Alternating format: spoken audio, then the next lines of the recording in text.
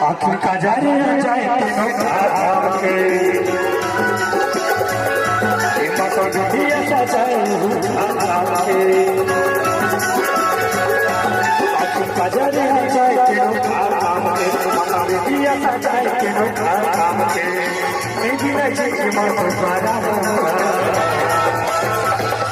कैसे बड़े सही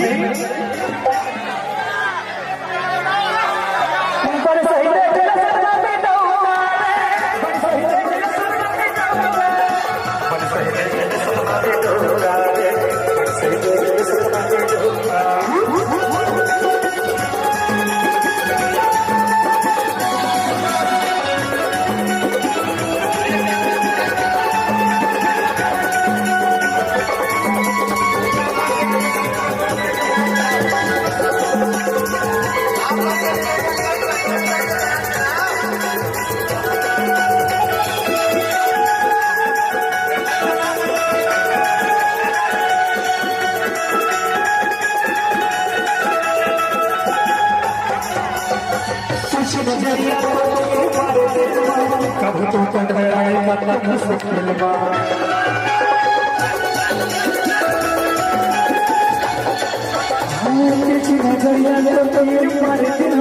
कब तो पड़ गया मुश्किल कब तो पड़ गया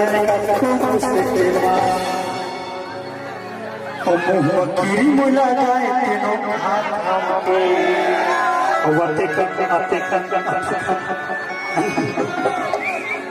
और यहाँ गिरी मुलाकात तीनों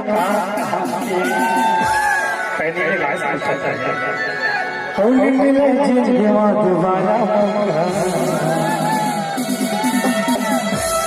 बड़ सही